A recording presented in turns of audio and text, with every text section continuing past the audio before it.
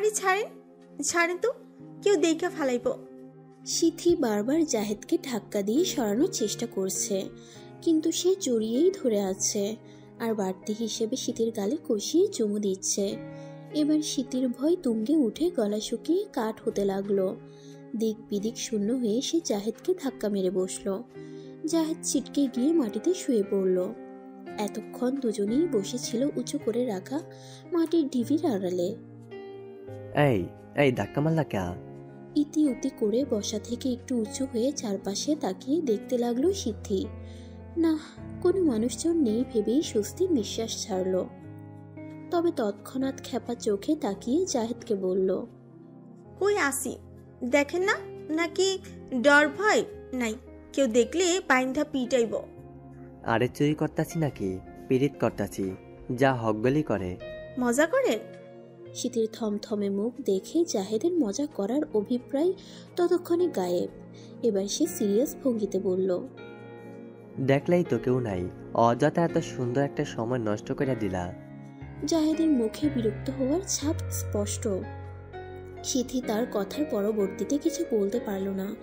ধরতে গেলে বলার মতো কিছুই জোগালো না তার মুখে। ছেলেটার আচরণে ভয়ের বিষয় হলেও জাহেদকে সে অসম্ভব ভালোবাসে। তাই তো জাহেদ যখন তাকে আড়ালে নিয়ে হঠাৎ হঠাৎ জড়িয়ে ধরে চুমু খায়, তখন সে অসম্মতি প্রদান করে না, আবার যে মন সাই দেয় তাও না। কেবল ভালোবাসার মানুষটাকে হারাতে চায় না বলেই মুখ বুঝে সহ্য করা। বিয়ে তো হবেই, তখন তো জাহেদ কেবল তারই। কিন্তু আজ এভাবে খোলা মাঠে, যদিও বা মাটির ঢিবি আছে, তবুও কোনো বেটা ছেলে খেলতে এলে এভাবে দেখে ফেললে দুনিয়া এক করে ফেলবে। এটা শহরাঞ্চল না, গ্রামাঞ্চল। এখানে প্রেম ভালোবাসার নামে ছোট বড় সবাই পরিচিত, তবে নিষিদ্ধ হিসেবে। তার উপর যদি একান্তে নিভৃতে ঘনিষ্ঠ অবস্থায় দেখে, তখন তো আর কথাই নেই, পুরো গ্রাম জুতার মালা গলায় বিয়ে। লালচে কুসুম আভায় ছেয়ে আকাশে নীলাভ সাদা মেঘরাশির উড়ে চলার সাথে সেটি দেখতে পেল বিরক্ত ভঙ্গিতে জাহেদের চলে যাওয়া। তপ্ত শ্বাস ফেলে স্বগতোক্তি করল, ভালোবাসা হইল আগুন, আগুনে ঝাঁপ দিছ, এখন তো পূর্বাই। এই সুমনা কইল সেমরি? আরে এমি আয়, আইসে আসি। সুমনাদের চৌচালা টিনের ঘর, সামনে আবার বাড়তি টিনের বারান্দা। সেখানেই দাঁড়িয়ে তিথি চিৎকার করে সুমনার খোঁজ নিল। অতঃপর সুমনার গলার স্বর শুনে বাড়ির পেছন দিকে পা বাড়ালো। ওই সেরি, এই হাইনজাবেলা কি করো সেনে?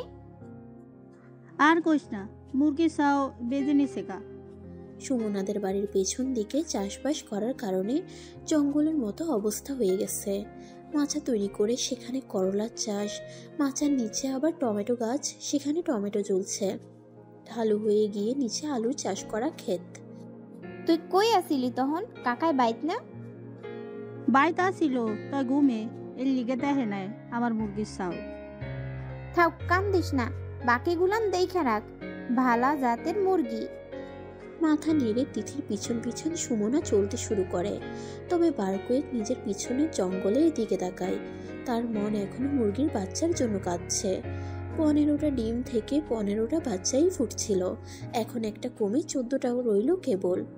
ভাবতে ভাবতে ফের ঠোঁট উল্টে তার মুখ কাদো কাদো হয়ে যায়। তিথি আর সুমনা খুবই ঘনিষ্ঠ বান্ধবী, তবে তিথি সুমনার বান্ধবী নয়, সে ছিল সুমনার বড় বোন রমনার বান্ধবী। সেই দিক থেকে সুমনা ও তিথি দুজনের বয়সের তফাৎ বেশ। সুমনারা এক ভাই দু বোন। বড় ভাই গমের কারখানায় কাজ করে, বিয়ের বয়স হলেও এখনো তিনি বিয়ে করেননি। তার পরের জন রমনা। রমনার বিয়ে হয়েছে এই তো কয়েকদিন আগে, তখন বয়স 16তে মাত্র পদার্পণ করেছে সে। মাত্র বলতে নেই, একে তো মেয়ে মানুষ, তরতরিয়ে গায়ে গতরে বড় হয়ে যায়, তাও আবার গ্রাম্য এলাকা, যেখানে 13-14 হলেই বিয়ের ঘর দেখা শুরু হয়ে যায়। সেখানে বেশ সময় নিয়েই রমনার বড় ভাই সুমন তাকে বিয়ে দিয়েছে। তারপর এখন আছে অতি আদরের ছোট বোন সুমনা, বয়স চলছে 13, আর একটু বয়স বাড়ুক বুঝক, তারপর ভালো ঘর দেখে তাকেও বিয়ে দিয়ে খালি হয়ে সুমন বিয়ের পিঁড়িতে নামবে। বাপটা তার কর্মবিরতি জীবন পার করছেন, তাছাড়া মাতৃহারা ভাই বোন তাছাড়া মাতৃহারা ভাই বোন তারা, তাই তো সুমনের ঘাড়ে সকল চিন্তারা চেপে বসেছে। তবে রমনা যাই হোক বোঝের ছিল, ঘর সংসারের সকল কাজকর্ম একা হাতে সামলে নিত। কিন্তু এই সুমনা হয়েছে একচ্ছত্র নিয়ন্ত্রণহীন। বাউন্ডুলে ভবঘুরে বেড়ানো তার কাজ। ঘরের সকল কাজ পানের জলে ভেসে যাক, বর্ষার পানিতে সাঁতরে হলেও তার বাইরে যাওয়া চাই, এমন অবস্থা হয় এই মেয়েটার। আর তো আছেই এক পাল ভরা বান্ধবী ভরা, সারাক্ষণ গল্প আড্ডায় মেতে থাকে। সুমনার ঘরে আসতেই ধূপ করে বিছানায় শুয়ে পড়ল তিথি। শোয়া অবস্থায় সুমনাকে বলল, যা তো চাউল ভাইজা নিয়ে আয়, জব্বর কাহিনী হইছে আইজ কারখানায়। তোর সাহস তো কম বড় না, আমারে চিঠি পাঠাস। পাতলা ফিনফিনে কালো মতন শরীর মেহুলের, টিকালো নাক, খাড়া খাড়া সজারুর মতো চুল, চোখ জোড়া চলে, অতি ছোটও না আবার বড়ও না। তবে তিথির সমস্যা এতে না, সমস্যা তার প্রেম ভালোবাসাতে। বেচারির অ্যালার্জি এগুলোতে। সেই বেচারির কপালেই আসে ভুর ভুর করে প্রেমপত্র। তার ঘরের খাটের নিচে টিনের একটা ব্যাংক অর্ধেকই ভরা চিঠি। বর্তমানে মেহুলের চিঠি হাতে নিয়ে সে শাসাচ্ছে। চিঠিটা মেহুল নিজে হাতে দিয়েছে তিথিকে, অথচ এ পর্যন্ত যারা চিঠি পাঠায় কেউই নিজে হাতে এমন করে পাঠায়নি, সকলেই মাধ্যম দিয়ে পাঠিয়েছে। কারণ তিথির রকচটা তিরিক্ষি মেজাজ, যা সারাক্ষণ উত্তপ্ত থাকে, এবং তাই সকলের আকর্ষণ হয়ে থাকে। এই আকর্ষণে বিকশিত হয়ে এত এত প্রেমের আবদার, যা তিথি খুব রমরমাভাবে প্রত্যাখ্যান করে। এবার যার পরাণে সে অবাক হয়েছে মেহুলের সাহসিকা দেখে, সাথে একটু ভালোও লেগেছে। তাই বলে প্রেম সে কখনোই করবে না বলে পণ নিয়েছে। কিন্তু ভাগ্য বলেও একটা কথা আছে না, যা আমরা চাই না তাই যেন ভাগ্যে এসে জুটে। দেখা যাক তিতির ভাগ্য তাকে কতদূর নিয়ে যায়। আর যদি দেখি এমন পীড়িতের পিতলা আলাপ চিঠি লেখা পাঠাইতে, খবর আছে কইলাম। তোর বড় আমি সম্মান দিয়া কথা ক। ওরে আমার সম্মান রে, মিনমিনি স্বরে দেখি তেজ ফুইটটা বেরিয়েছে। ভালা কথা শুনতে হইলে আমার লগে পীড়িত দেখাইতে আবি না, নাইলে মালিকরে বিচার দিমু। বলি দ্রুত মেহুলের সামনে থেকে সরে গিয়ে কাজ করতে লাগলো। নদীতে মাছ ধরার জালের কারখানা, মুন্সিগঞ্জে সারা এলাকা জুড়ে এই ব্যবসায়ী চলে এখানকার মানুষের জীবিকা নির্বাহের জীবন জড়িত দৃশ্য। কারেন্ট জালও তৈরি হয় এখানে, সবই অবৈধ অনৈতিকভাবে। পুলিশ এসে জরিমানা করে, কারখানা সিল করে ধরে নিয়ে যায়। তবুও তারা এসব কার্যক্রম আবার শেষ থেকেই শুরু করে। তাদের জীবিকার একমাত্র উপার্জন এটাই, সেজন্য আর এই কাজ করেই স্বাচ্ছন্দ্য বোধ করে। সেখানেই কাজ করে তিথি। শুধু একটা না, এমনই হাজার হাজার কারখানা সারা এলাকায়। জাল বানানোর প্রক্রিয়ায় শুরু থেকে শেষ পর্যন্ত সবকিছু জানতে হয় কর্মীকে। শুধু একটা প্রক্রিয়া জানলেই হয় না, না জানলেও দেখতে দেখতে শিখে যায়। তবে সুবিধাও আছে, যে যত বেশি কাজ সম্পর্কে জ্ঞাত হয়ে কাজ করে বেতন তার তত বেশি। তেমনি তিথি এ বিষয়ে পাকাপোক্ত, আগাগোড়া পুঙ্খানুপুঙ্খভাবে তার জানা, এবং সপ্তাহ শেষ হলেই টাকা গুনে হাসি মুখে বাড়ি যায় সে। সুমনার বাড়ির বিশাল উঠোনের মাঝে গল্পে মেতে উঠেছে 5 জন কিশোরী। কারণ বিদ্যুৎ নেই বিধায় এই আড্ডা। সুমনা ও তিথি মুড়ি মাখিয়ে নিয়ে এসেছে, সেগুলো পাটিতে রেখে দেওয়া মাত্রই হাত পড়ল রমনা, সিদ্ধি, নসিমনের। শুরু হয়ে গেল তাদের মুড়ি মাখা নিয়ে এক ঝাঁক পাখির মতো কিচিরমিচির করা। ওই তোরা চিল্লাইতাছস কে? সুমনার বাবার ধমকানিতে সব একদম নীরবে ছেয়ে গেল। এতক্ষণ ধরে মুড়ি নিয়ে কারাকারিও থেমে গেল। সবাই আস্তে আস্তে গল্প করতে করতে খাচ্ছে। হারিকেনের আলোতে অতটা স্পষ্ট বোঝা না গেলেও রমনার চোখে ঠিকই ধরা পড়ল শীতের গালে গোল হয়ে থাকা কালচে চামড়ায় হালকা নীল অংশ। আল গোছে শীতের পাশে বসে কানে কানে ফিসফিসিয়ে বলল, গালে দাগ লইয়া সারা গাও ঘুরছনি বু? এমন কথা তাও আবার হঠাৎ করে শুনে শীতল শিহরণ পিঠ জুড়ে বয়ে গেল। ফাঁকা একটা ঢোক গিলল সিদ্ধি, রমনার 2 বছরের বড় সিদ্ধি। আপনি করে কেউ কাউকেই ডাকে না, ভালোবেসে তুমি আর অতি ঘনিষ্ঠ গাঢ় হয়ে এলে তুই সম্বোধন চলে এখানে। স্মৃতির প্রেম কথন বিষয়ে অবগত এই মজলিসে সকলেই। 2 বছরের প্রেম, তাই বলে অতটা ঘনিষ্ঠ হবে সেই বিষয়ে অজ্ঞাত রমনার চোখ বড় বড় হয়ে শীতের গালের পানে তাকিয়ে। দ্রুততার সহিত মাথায় ঘোমটা টানলো সিথি। এত গরমে তাকে ঘোমটা টানতে দেখে নসিমন জিজ্ঞেস করলো, কি রে, ঘোমটা দিলি কে?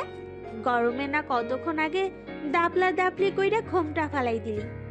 নসিমন আর সিথি বয়সে লম্বায় সব দিক দিয়ে সমান সমান বান্ধবী দুজনে। নসিমনের প্রশ্নে তোতলানো স্বরে স্মৃতি প্রত্যুত্তর করল, বাড়িতে যামুগা, ভাল লাগতাছে না রে। বলেই ইতি উতি করে আসন ছেড়ে উঠে দাঁড়ালো। তার এমন অদ্ভুত আচরণে সকলেই অবাক দৃষ্টি নিয়ে তাকিয়ে রইল। নসিমন তার সাথে সাথে উঠে দাঁড়িয়ে উদ্বিগ্নতার সহিত জিজ্ঞেস করতে লাগলো, কি রে, কি হইছে? প্রিয় বান্ধবীর এমন উদ্বিগ্নতা অন্য সময় হলে ভালো লাগার পরশ হিসেবে মন ছুঁয়ে যেত, কিন্তু আজ তা বিরক্তিকর ঠেকছে শীতের কাছে। সবার এইভাবে ছেকে ধরা দেখে রমনা উঠে দাঁড়িয়ে নসিমনকে বসিয়ে দিয়ে বলল, তুমি বও তবু।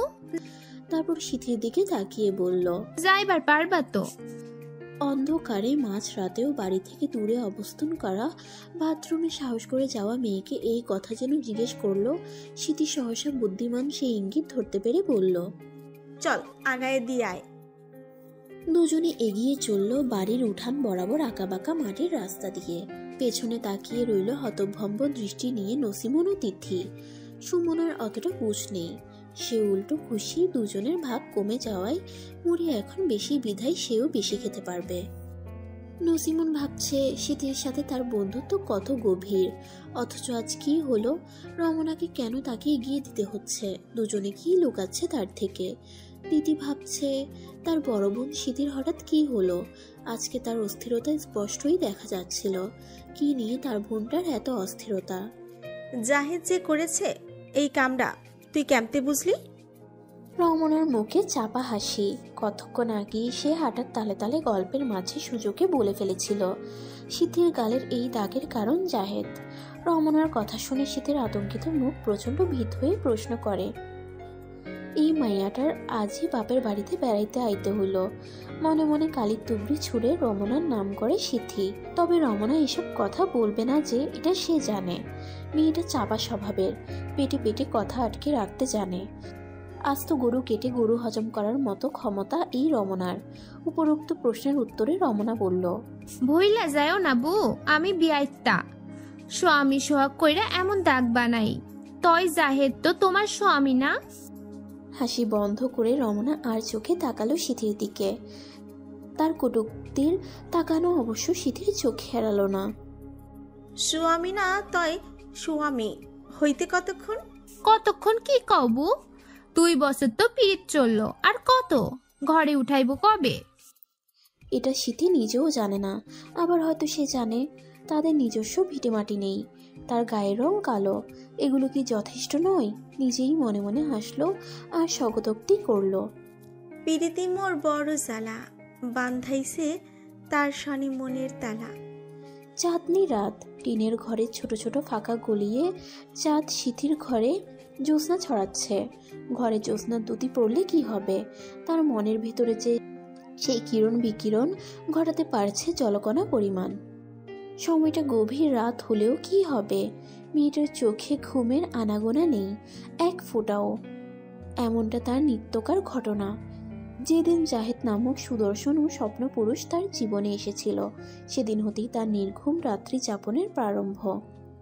তবে ইদানিংকালে চোখের জলও সাথেই হয়েছে সাথেই বুক ব্যথা, দুঃখ এই অসময়ে সবসময়কার সঙ্গী। আহা, কথাগুলো ভাবলেও হাসি পায়, তার ছেলের হাসি, এবং সেটা নিজের উপরই। ভাবনাগুলো শিওরের কাছে থাকা জানালা গলিয়ে চাঁদের দিকে তাকিয়ে তাকিয়ে ভাবছিল সিথি। পাশে হালকা নাক ডেকে ঘুমে বিভোর তিথি। বড় বোন সিথি, মেজ বোন বিথি ও ছোট বোন তিথি এবং বাবা মা, এই নিয়ে তাদের পরিবার। নিত্য দরিদ্র ও অসুখের মাঝে সুখী তারা এই স্বল্পতায়। বিথির বিয়ে হয়ে গেছে সিথিকে ডিঙিয়ে, কারণ বিথির গায়ের রং তার মতো ময়লা নয়, আর না নাক বোচা। তবে তার পদ্মা পাতার মতো জলে টলমল করা ডাগর দুটো আঁখি রয়েছে। এই পদ্ম পাতার মতো টলমল জলেই একদিন জাহিদ নামক পুরুষ পা পিছলে ডুবে পড়ে। সময়টা ছিল মধুর তৃষ্ণা জাগরণীর মতো। একজন আরেকজনকে একদিনও না দেখে থাকতে পারত না। দেখলেই কেবল দু চোখে তৃষ্ণা মিটত। সেই প্রেম গড়িয়ে বছর 2 কাটল। এরই মাঝে জাহেদের হাত ধরাধরি জড়াজড়ির চাহিদার সাথে এখন হুটহাট চুমু দেওয়াও শুরু হয়েছে। বিয়ের জন্য পিড়াপিড়ি করলেই এক কথা, বাড়িটা পাকা করে নেই, তারপর তাকে ঘরে তুলবে। জাহেদদের নিজস্ব ভিটে মাটি আছে, টিনের চৌচালা, তবে এটা পাকা বাড়ি করবে সামনেই। তারা 5 ভাই 3 বোন, বিয়ে হয়ে গেছে এবং বাবা মা রয়েছে। যৌথ ও বড় পরিবার তাদের, অর্থাৎ জ্যাঠা চাচাদের মিলিয়ে এক উঠান। রাজপুত্রের মতো দেখতে ফর্সা গাত্র বর্ণের জাহেদের কাছ থেকে প্রেমের প্রস্তাব পায় স্মৃতি কারখানায় কাজের সময়। সেখানেই জাহেদ ম্যানেজারের পদে কাজ করে। 2-1 এড়িয়ে চললেও এক সময় তার মন গলে যায়। এখন জাহেদের হাজার অসৎ চাহিদা হলেও সে পিছপা হতে পারে না। সকল নেশাদ্রব্যের উদ্দেশ্যে ভালোবাসার নেশা, সকল নেশাদ্রব্যের উদ্দেশ্যে ভালোবাসার নেশা। এই নেশা ছাড়ে তো নাই, মৃত্যু পর্যন্ত টেনে নিয়ে যায়। এখন শীতেরও একই দশা হতে পারে, ভালোবেসে বাঁচবে নয়তো মরবে। কারখানায় মেশিনের শব্দে কানে তালা লেগে যাওয়ার জোগাড়, অথচ সেখানের কর্মী সদস্য নির্বিঘ্নে দ্রুত পদক্ষেপে কাজ চালিয়ে যাচ্ছে। নতুন ম্যানেজার লাগবে এই নিয়োগে জাফর এখানে এসেছে। তবে কারখানার মালিক তার বন্ধু, ঘুরে ঘুরে কারখানা দেখছে, কর্মচারীদের দেখছে এবং তাদের কাজের তদারকি করছে। এমন সময় কারখানার মালিক শাহজাহান এসে জাফরকে জিজ্ঞেস করলো, কি রে দোস্ত, কাজ কেমন চলতেছে? ভালোই চলে রে, কর্মীরা চালু আছে। তুই কেন যে চলে আসলি? কি করবো, লেখাপড়ার টাইনা টুইনা আর কত। আচ্ছা, করতে থাক, আমি আসি। মাথা নেড়ে সাই দিয়ে ফের কাজের তদারকিতে লেগে পড়লো জাফর। হাই তিথি, নতুন প্যাটারে কি চিনোস? ফিস ফিসিয়ে এখানেরই মেয়ে কর্মী সোহাগী কথাটা বলল। তিথি ভ্রুকুচকে একবার জাফরকে দেখে নিল। সেই সকাল থেকে দেখছে সে লোকটাকে। সেই সকলের সাথে পরিচিত হয়ে বলেছিল এখানের নতুন ম্যানেজার। তবে ঠাই ঠিকানা দেওয়ার মতো পরিচয় দেয়নি। আগের ম্যানেজারটা ছিল একটু লোভী টাইপের, মানে বেতন দেওয়ার সময় তাদের থেকে 9-6 বুঝিয়ে কেটে নিত। যেমন সঠিক টাইমে কারখানায় না ঢোকা, ব্রেক টাইম পেরিয়ে গেলেও না আসা, আরও নানা বিতিকিচ্ছা।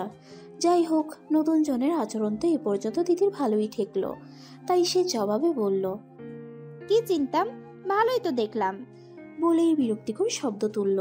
সোহাগী মাথা চাপড়ানো ভঙ্গিমা করে বলল, আরে গাধি, এইটা কই নেই।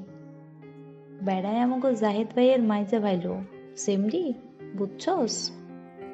কুচকুচে মনি সম্পন্ন বড় বড় চোখ তুলে একবার সোহাগী তো একবার জাফরের দিকে তাকালো তিথি। সিথির প্রেমের খবর প্রায় সকলেরই জানা ইতিমধ্যে। জাফর না তার মামার বাড়ির থেকে লেখাপড়া করে বলে? আইয়া পড়ছে শুনলাম। এই এখানে কি কথা চলতেছে? জাফরের ধমকে থমকে গিয়ে ভীতু চোখে তাকায় তিথি। তিথির সেই ভীত হওয়া ডিম্বাকার গভীর খাদের মতো আখিধয় তাকিয়ে জাফরের হৃদয় এক পলকে থমকে গিয়ে কাঁপন ধরায়। এদিকে সোহাগী দ্রুত তিথির কাছ থেকে সরে নিজের কাজে চলে গেল। কথাই আছে না, নিজে বাঁচলে বাপের নাম। হালকা কেশে গলা খাকারি দিয়ে জাফর তিথিকে উদ্দেশ্য করে বলল, গল্পকরণের ইচ্ছা হইলে ছুটির পরে কাজে যাই, কাজ করেন। ভদ্রতার সহিত কথাগুলো বলে জাফর সেখান থেকে চলে যায় অন্যদিকে। তবে তিথির ভেতরে আগুন জ্বালিয়ে দিয়ে যায়। আগুন জ্বলার কারণ, তার মতো মেয়েকে এই পর্যন্ত কত এলো গেলো ধরনের ছেলেরা তার পিছু পিছু ঘুরে প্রেমের প্রস্তাব দেয়। ধমক দেওয়া তো দূরের কথা, সেখানে জাহেদ ভাইয়ের মেজো ভাই তাকে ধমকে গেল। এটা তার বরদাস্ত হলো না, কারণ সে শান্তশিষ্ট লেজ বিশিষ্ট একজন। আজই সুমনার বাড়িতে গিয়ে পরামর্শ করবে এই বিষয়ে, এমন ভাবনা ভেবে বর্তমানে কাজে মন দেওয়াই ঠিক মনে করলো। কিরে, খবর দিছিলি? হ্যাঁ কইছি তো, শীতে বুবুই তোমরা ডাকে, মাঠে যাইতে কইছে বিকেলে বেলা। কি কইলো? হায়, জাহিদ ভাই তোমরে কইতে কইল, আর ভাই আইছে বাইত দেখা করবার পারবো না বলে। শীতি কথাটা শুনে স্তব্ধ হয়ে বিমূর্তির মতো খানিক দাঁড়িয়ে রইল। মনে হচ্ছে দেহাংশ জ্বলছে, প্রচন্ড উত্তাপ। আমি যাইব। অন্যমনস্ক শীতি জবাব দিল, যা। তিথি আইলে আমাগো বাইত যাইতে কইও। সুমনাকে দিয়ে জাহেদের কাছে দেখা করার খবর পাঠালে জাহেদ দেখা করব না বলে জানায়। যা শীতের খণ্ডিত হওয়া হৃদয়কে আরও কয়েক টুকরোতে পরিণত করে। শীতের মধ্যে ধৈর্য ও বেহায়াপনার পরিমাণ বেশি, তো তাই সে জাহেদের কিছুদিন ধরে করা উপেক্ষা করাকে কোনায় ধরছে না। শীতে নিজেও মানে এবং মাঝে মাঝে নিজের উপরই ত্যক্ত বিরক্ত হয়। ভালোবাসা তাকে কি বানিয়ে দিল? আফসোস, চোখে সে জাহেদ বিনা কিছুই দেখতে পায় না। তাই বেহায়াপনারও লাগামকেও তুচ্ছভাবে দেখে। এই যে কদিন ধরে নিয়মিত দেখা হওয়ার পথ আকস্মিকতায় বন্ধ হলো, আর শীতের ভাঙ্গায় তোলা মাছের মতো ধাপাধাপি শুরু হলো। এই যে কদিন ধরে নিয়মিত দেখা হওয়ার পথ আকস্মিকতায় বন্ধ হলো, আর শীতের ডাঙ্গায় তোলা মাছের মতো ধাপাধাপি শুরু হলো। এই বুঝি সে মরে যাচ্ছে জাহেদকে দেখতে না পেয়ে। অথচ মূর্খ গোয়ার মেয়েটার খেয়াল এলো না তাকে না দেখে জাহেদ কিভাবে থাকছে। তার মতো অস্থিরতা কাজ করছে না জাহেদের। প্রশ্ন করলে উত্তর দেওয়ার মতো কেউ নেই, তবে সে উত্তর জানে। জাহেদ ভালো না বাসলেও শীতে তো তাকে মন প্রাণ দিয়ে ভালোবাসে, তাই ভালোবাসার সাথে কষ্টের তীব্রতা তাকে পোহাতেই হবে, হচ্ছে এবং সামনেও হবে। সিথি, কই গেলি রে? আইতাছি আম্মা। কয়েকদিন ধরে জাহেদের সাথে দেখা না হওয়ায় বিষণ্ণতা ঘিরে থাকা শীতে কাজে যাচ্ছে না, তাই বাড়িতে থেকে মায়ের সাথে সকল কাজে হাত কাটায়। ইদানিন্তনে শীতের মা খেয়াল করেছেন মেয়ের অস্বাভাবিকতা আচরণ, সাথে জালের কাজে না যাওয়াও, কিন্তু মেয়েকে জিজ্ঞেস করেননি সেই বিষয়ে। বলতে গেলে মেয়েদের প্রতি তাদের অর্থাৎ শীতের বাবা মায়ের অতটা গ্রাহ্য নেই। একে তো মেয়ে মানুষ, উপরন্তু চেহারা নেই কোনো স্ত্রী, যার অর্থ কালো, বিয়ের সময়ও যাচ্ছে পেরিয়ে। এত কিছুর কারণে মেয়ের কোনো কিছুই প্রাধান্য দেন না, আর না তাদের সাথে একটু হাসি মুখে কথা বলেন। বাজখাই গলায় চেঁচামেচি করেন, আর হৃদয় সারাক্ষণ কুচকানো থাকে। তিথিটা আবার একটু অন্য ধাঁচের বলতে গেলে, মুখের উপর কথা বলে দেয়, কাউকে মানে না। সবাই বলে তাকে বেয়াদব, ছোট বড় মান্য করে না, তাই তিথির সাথে খুব একটা চেঁচাতে পারেন না। সিথি আবার অমন নয়, ওই যে শান্ত চুপচাপ ধরনের, তাই কথায় কথায় রাগারাগি তার সাথেই দেখান। কইলো থাকিস তুই, ডাকলে সারা পাউন যায় না কেন? তোগো লগে কত আর চিল্লামু, বড় হইয়াও জ্বালাইয়া কাঁদে বইয়া খাওন মারাও। শুনলামই তো, সারাও দিলাম না তন। মুখে মুখে কথা কন শিখছস দেখি। ঝাটার বাড়ি কয়দিন পিঠে পড়ে নাই দেখা মায়ের ভুই লাগাছস। এবার আর কোনো উত্তর দিল না সিথি, মলিন মুখে দাঁড়িয়ে রইল। তাও যেন সহ্য করলেন না তার মা শাহানারা বেগম। খাম্মার মতো দাঁড়াই আছস কেন? যা গিয়া দেখ গোবর শুকাইছে কিনা। বাড়ির পিছনে চাষ করা জায়গা, বর্তমানে চাষাবাদ হয় না বিধায় গোবর শুকাতে দেয় সিথিরা। সেগুলো উনুনে দিয়ে রান্না করে। সিথি চলে গেলে এমন সময় তার বাবা সবুর মিয়া বাড়িতে আসেন। তিনি কোনো কাজকর্ম করেন না, এর ওর থেকে ধারটার করে চলেন। বাকিটা সিথি ও তিথির আয়ে চলে এই সংসার। ওই সিথির মা। এরই ঘরে গিয়েছিলেন শাহানারা বেগম। স্বামীর ডাক পড়ায় বেরিয়ে এলেন। সখানে টেকা দাও তো। অবাক ও ত্যক্ত গলায় বললেন, আমি আমি কইতে দিমু তোমারে টেহা। তার তীক্ষ্ণ চোখের চাহনিতে সবুর মিয়া আমতা আমতা করতে থাকেন। তিনি যে তার বিবিকে বড্ড ভয় পান। মায়ারতে দেখো আছনি। মায়ার থাকবো কইতে? মাইয়া কয়দিন ধইরা যে কামে যায় না দেখো নাই? তিথি ওইটা কইতে হইছে কে জানে। টেহার হিসাব চাইলে তো দেয়ই না, উল্টা আরো কথা হুনাই দেয়। একটু দেখো। ইতস্তত কণ্ঠস্বর সবুর মিয়ার। বলতে পারছেন না তিনি যে কয়েকদিন ধরে নতুন করে জুয়া খেলা শুরু করেছেন, তা বেশ ভালো করেই জানেন শাহানারা বেগম। শুধু তিনি না, মেয়েরাও জানে। এখন জুয়ার কথা মুখে উচ্চারণ মানে জমের হাতে জান ছেড়ে দেওয়া একই কাজ। তাই এক পা দুপা করে সরে গেলেন আলগোছে। এত বড় মাছ কুটবে কি? মাজার ব্যথায় পিড়িতে বইতে পারি না, জানো না তুমি? জাহানারা বেগম স্বামীর দিকে তাকিয়ে কথাগুলো বললেন। তার স্বামী মোর্শেদ মোল্লা হাতে ধরে থাকা বড় বোয়াল মাছ নিচে নামিয়ে রাখলেন। আমোদে সরেদ স্ত্রীর দিকে তাকিয়ে বললেন, আহা অমন করো কে?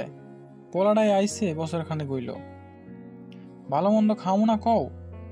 তাই বইলাই এত বড় মাছ, তাও এমন বিকেল বেলা। মুরগির গোস্ত রাঁধছি, এখন আবার এইটা বইয়া কাটমু, তলে রান্তাম কোন সম। স্বামীর আহ্লাদে জাহানারা বেগম নেকাস্বরে বলতে লাগলেন কথাগুলো। স্ত্রীকে পরম ভালোবাসেন তিনি, আর ভালোবেসেই বিয়ে তাদের। মুচকি হেসে স্ত্রীর ইঙ্গিতপূর্ণ কথাগুলো মর্মার্থ বের করে মাছ কাটতে বসে পড়লেন। বউ পাগল নয়, স্ত্রীর প্রতি ভালোবাসা থেকেই কাজে হাত বাটিয়ে দেওয়া। ফাঁকে ফাঁকে গল্পও করতে লাগলেন দুজনে। কিয়ৎক্ষণ পূর্বে খাবারের কাজে সমাপ্তি টেনে উঠানের মাঝে গল্প গুজবে বসেছেন মোর্শেদ মোল্লার পরিবার। যৌথ বড় পরিবার হলে এই একটা সমস্যা, একে অপরের সাথে ঝগড়া বিবাদ লেগেই থাকে। তাই মোর্শেদ মোল্লার বড় ভাইয়ের বাড়ির সম্মুখ পানে লম্বালম্বিভাবে বেড়া দেওয়া। ছোট ভাই স্কুলের শিক্ষক, তাই হয়তো পরিবারের সীমিত সদস্য সংখ্যা 4 জন মানুষ তারা, স্বামী স্ত্রী ছেলে মেয়ে। কারো ঝুট ঝামেলায় যাওয়ার মতো মানুষ না তারা, তাই ঝগড়াঝাটি না হলেও বেশিরভাগ নিজেদের ঘরেই অবস্থান করেন তারা। জায়েদের মা, একখান কথা।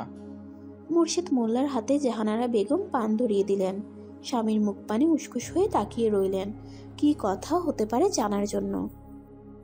মায়াগুলান রে তো আল্লাহর রহমতে পার করলাম। এবার মায়া ঘরে আনতে চাইতাছি। জায়েদের তো বয়স হইল, বিয়া দিতে চাইতাছি। কি কও তুমি? তা দেন, আমি আবার কি কইতাম? মা লাগো না ওর তুমি? পোলার লাগা বউ ঠিক করবা না, নাকি পছন্দ টছন্দ কইরা রাখছো পোলার বউ?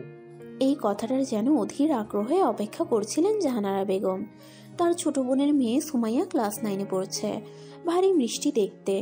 উজ্জ্বল শ্যামবর্ণের পান পাতার মুখশ্রীর মেয়েটার কথা মনে পড়ে গেল মুহূর্তেই, যার জন্মের সময় আলগোছে কথা দিয়ে রেখেছিলেন তিনি সুমাইয়াকে ছেলের বউ করার জন্য। জাহানারা বেগমও আত্মীয়ের মধ্যে বিয়ে করছেন। মুর্শিদ মোল্লার পিতা বোনের মেয়েকে ছেলের বউ করে ঘরে তুলেছিলেন। অন্যদিকে বাবা মায়ের কাছ থেকে দূরে বসে আলাপে মত্ত 5 ভাই। যেদিকে জাহেদের অগোচরে বিয়ের পরিকল্পনায় ব্যস্ত বাবা মা, সেদিকে জাফরের মনে প্রণয়ের ফুল প্রস্ফুটিত একেবারেই সংকল্পে। তোমারই কতদিন না দেখা আমার পরানটা পড়ছে জানো? না, জানি না, যাই না, বই আছি তো আমি। তুমি এমন করতেছো কেন জাহেদ? আমারই কি অহনার ভাল লাগে না? এর লাইগাই দেখা করো না। পেঁচাইবা না, আমার ভাই আইছে জানো না তুমি? তারপরও কেমনে এমন কথা কও? সিথি এবার জাহেদের হাত দুটো নিজের হাতের মুঠো নিয়ে বলল, আচ্ছা মাফ কইরা দাও, তাও রাগ কইরা থাইকো না। কয়দিন ধইরা তোমারে না দেখে আমি পাগল হয়ে গেছিলাম। কামে যাই নাই এই কয়দিন। ভারাক্রান্ত ও মলিন মুখ নিয়ে জাহেদের বুকে মাথা রাখতে চাইল সিথি। খানিকক্ষণ রাখলো, কিন্তু ইতস্তত হয়ে জাহেদ আস্তে ধীরে ছাড়িয়ে নিতে চাইল নিজের থেকে সিথিকে। অনুভূতির অসীম সুখের চূড়া থেকে মুখ থুবড়ে পড়ার মতো অবস্থা সিথির। এই প্রত্যাখ্যান সম্পর্কে অবগত সিথি বুঝে। এই বুক থেকে ছাড়িয়ে নেওয়া একেবারে প্রিয় মানুষটার জীবন থেকেও ছাড়ানোর মতোই। পীড়িত হলো কি হৃদয়, সাথে দহনে দগ্ধ। না না, দহন না, দহন তো প্রণয় থাকলে আসে, বিচ্ছেদ হবে। এ তো হবারই ছিল। কপালে ভালোবাসার প্রণয়ে পরিণয় তার মতো পোড়া কপালে সইবে কি করে? তবুও সিথি চেষ্টা করবে বলে পণ নেয়। মাসখানেকের দেখা সাক্ষাৎ বলতে গেলে দূর থেকে দেখা হলেও কথা হয়নি, তাই বলে কি 2 বছরের ভালোবাসার জলাঞ্জলি যাবে নাকি? এই তোমার কি হয়েছে গো, মুন্ডা বেজার কেন? জাহেদকে আজ সকালে বলে দেওয়া হয়েছে সামনে শুক্রবারে সুমাইয়াকে আংটি পরিয়ে দিয়ে আসতে হবে, তাই আগে ভাগে যেন সে প্রস্তুত থাকে। মন তার 2 নৌকায় পা দেওয়ার ইচ্ছে পোষণ করছে। বিয়ে করে ঘরে বউ, বাইরে ভিন্ন স্বাদের জন্য সিথিকে যাচ্ছে, কিন্তু ভিত সে মাছ দিয়ে দুটোই ফসকে না সমুদ্রে ডুবে মরে। ভেবে দেখে বাইরে সিথিকে রাখা রিস্ক হয়ে যায় বেশি, যতই মেয়েটা তার জন্য পাগল হোক না কেন। সংসার পাতার জন্য স্বপ্ন দেখছে এতদিন ধরে। ঘরণী হওয়ার যার শখ সে তো বাইরে মনোরঞ্জন করতে চাইবে না। ঘরণী হওয়ার যার শখ সে তো বাইরের মনোরঞ্জন করতে চাইবে না। তবুও একবার বইলা চেষ্টা কইরা দেখবো মানানোর জন্য। এতদিনকার পালা মুরগি না খাইতে পারা কষ্টের। এমন না যে মাইয়া উচ্চমানের, তার মতো পোলার হইতে যোগ্য লাগে। বাপ মাই যে তার কোন আক্কেলে এখন বিয়ার কথা উঠাইল। কয়দিন পর হইলে কি হইতো? ভাবনাগুলো সাইডে রেখে সিথিকে বোঝানোর তাগিদ অনুভব করে। আমতামতা করতে থাকে, বারে বারে ঢোক গিলে নেয়। এদিকে সিথি তার আমতামতা করা দেখে ভ্রুকুচকে তাকিয়ে থাকে। ইদানিং তিথি নতুন রোগ পেয়েছে। কারখানার কাজকর্ম যার হাত দ্রুত চলে, সে যেন সেখানে সশরীরে অবস্থান করে না। আনমনা উদাসীনতা তার নিত্যদিনের সঙ্গী এখন। ভালো লাগে অদূরের আকাশে তাকিয়ে থাকতে। বাতাসে শো শো শব্দ শুনতেও গায়ে মাখতে, বারংবার নদীর তীরের বটতলাতে যেতে। কেউ একজন যে তার অপেক্ষা করে সে জানে, কিন্তু চুপি চুপি সবকিছু করতে আসলে যে ভয়টা হয়, তাই তো সে আগাচ্ছে না। তাকে এই ভয়ে ভিড় দেখেও প্রেমিক পুরুষটা যাকে তাকে দিয়ে খবর পাঠায় একটু কথা বলার উদ্দেশ্যে, অথচ এই সাহসী রাগী মেয়েটা এবার ভয়ে তটস্থ। প্রেম বিমুখতা মেয়ে খুব ভালো করে জ্বর বাঁধিয়েছে প্রেমের তরে, এখন তো হাত পাও কাঁপে।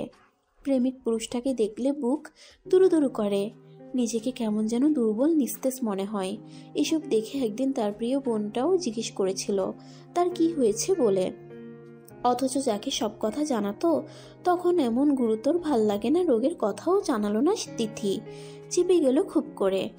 প্রেমিক পুরুষের প্রেম আহ্বানে সাড়া না দিয়ে চুপটি করে থাকাটাও তাকে ভীষণ পোড়াচ্ছে, ভালো লাগছে না কিছুই। সেজন্য সারাক্ষণ ছটফট করে দাপিয়ে বেড়াচ্ছে মন কানন, আর বলছে একবার তো গিয়া দেখ মানুষটাই কি কইবার চাই, ভালোবাসোস তবুও শিকার চাইতে যত তোর মন যাইব মনে হয়।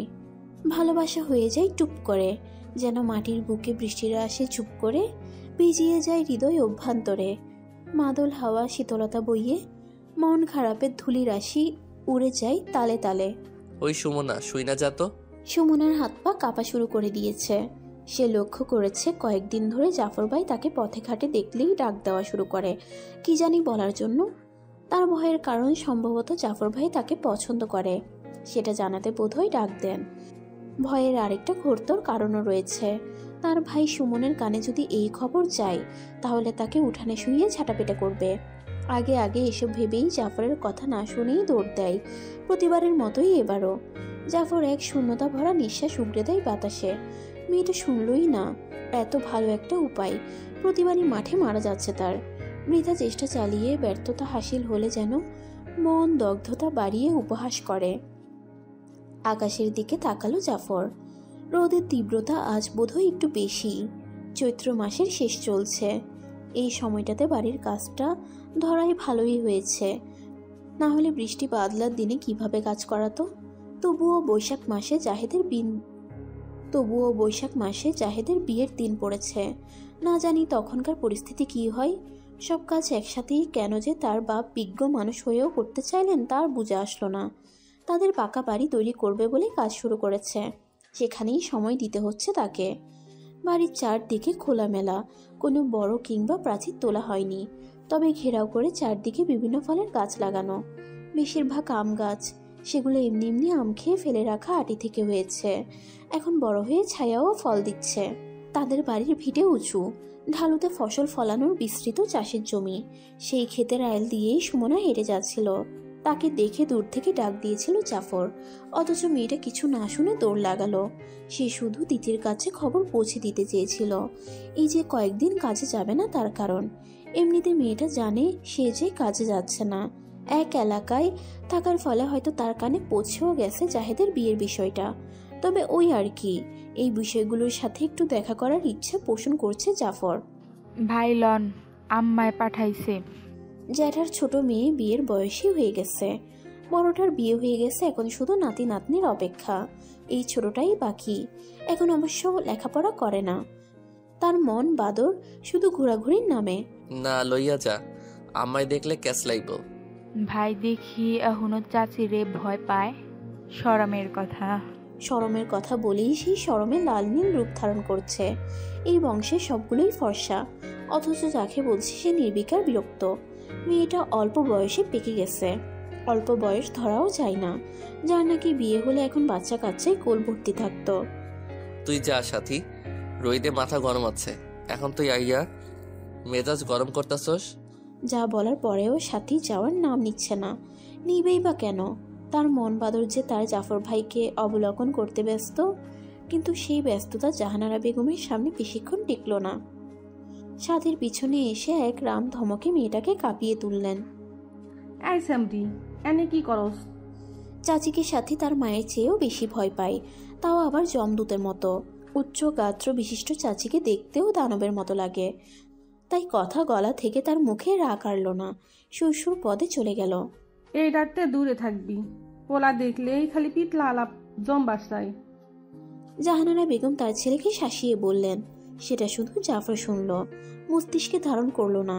তার মস্তিষ্কে যে কেবল তিথি নামক মৌমাছি ভনভন করছে চিন্তায়।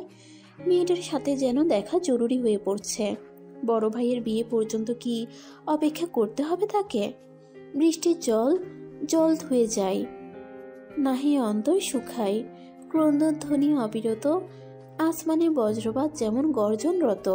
তাহার শনে মোর বাসনা কেন যেন পূরণ হয় না, অপূর্ণতাই রয়ে সে যে অধরা স্বপ্ন হয়ে। ভালোবাসা নামক সুখ পাখি দেখেই গেল বেচারি সিথি। তা আর পূরণ হওয়ার নয়, আর না সেই সুযোগ আছে বলে সে দেখছে। টিনের চালায় বৃষ্টির শব্দ তুলে নৃত্য চালিয়ে যাচ্ছে।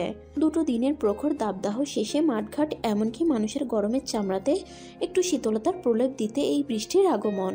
কিন্তু সেটা কেবল সিথির হৃদয় নিংড়ানো, কান্না লুকানোর কাজেই লাগছে। তার হৃদয়ে তৃষিত খরা মাটিতে এক ফোঁটা জলের প্রলেপ লাগাতে আজ বৃষ্টির ব্যর্থতা। মরার মতো দিন কাটছে সিথির। সেদিনের পর থেকে দিনগুলো কেমন জানি হয়ে গেছে, না রঙিন আর না মলিন। বোধশক্তি কাজ করছে না। মাঝে মাঝে মনে হয় সে মৃত, আবার মনেও হয় না। কারণ মৃতদেরও তো একটু উপলব্ধি হয় শাস্তি অথবা শান্তির, কিন্তু তার তো সেটাও হচ্ছে না। জাহেদের কি শক্তি তাকে পাহাড় চূড়া জয় করিয়ে আবার সেখান থেকে ভূমিতলে ধাক্কা দিয়ে সুখ ও দুঃখ দুটোই বোধ করালো। না না, তার শক্তি হবে না, হবে ভালোবাসার শক্তি।